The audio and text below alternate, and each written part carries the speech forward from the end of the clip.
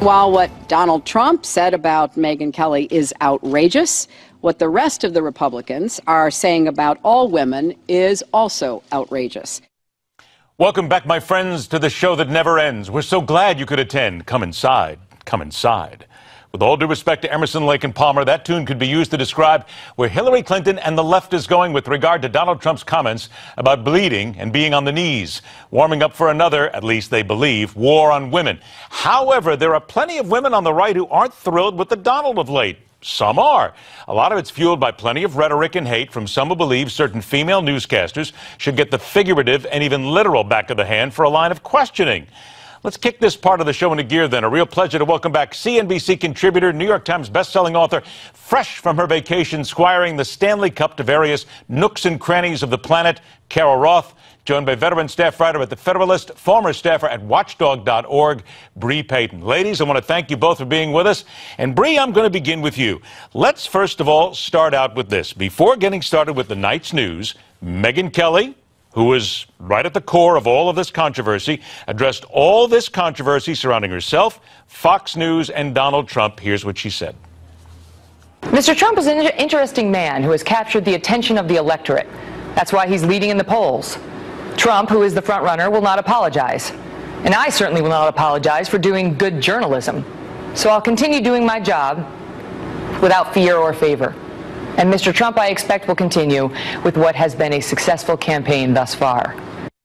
Bre, I will be honest with you. As a journalist, my entire career, I believe that you should always ask tough questions, hard questions, put people on the spot, and then see how they react. But let me ask you, did she go over the line, and do you think that she owes Donald Trump an apology?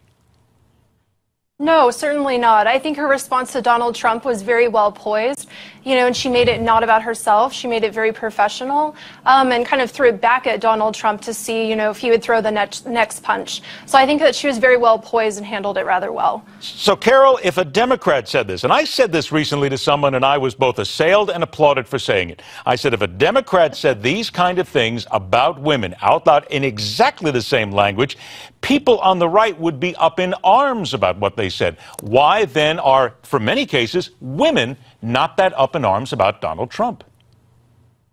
I think that Donald Trump is an equal opportunity offender. And so when you think about misogyny and coming down on women, you have to have somebody who is doing it to women who wouldn't do it to men. Donald Trump says these things about everybody. It is his callous language. He calls everybody a loser. He's a bully. That is part of his persona. So I think that it's expected as part of his almost shtick and his persona that he's going to say some things that are going to ruffle feathers, and that's not why people want Donald Trump to be in the White House. Those people who are supporting him, they actually don't want him to pull back. They want him to be forceful. They want him to say what's on his mind. And if he, says some comments and says some things against women and men, it all balances out in the wash, Ed. Bre, is that maybe the part of the whole issue here that we're missing? Donald Trump, no matter how you slice it, he's not one of them. He's not somebody who's born and bred inside the Beltway. And maybe that, is that what's really speaking to people specific more than anything else? We'll certainly have to see. We'll have to wait and see if that's how people feel. I mean, right now he's certainly leading in the polls, and he's really good at getting attention and getting people to support him and back him up. We've seen a lot of support, particularly from women online and over the weekend. So it'll be interesting to see if he's able to carry that wave through November or if it's going to peter out soon. I think that's really the question of the hour. I got a minute left. Quick things here, and Bre, to you first. Rand Paul facing some serious doubts back at home. Do you think he's toast? I don't know. I think, he's certainly been underperforming what a lot of people have expected. I think a lot of us certainly expected him to do much better with, his dad's kind of built-in fundraising apparatus and built-in libertarian grassroots network.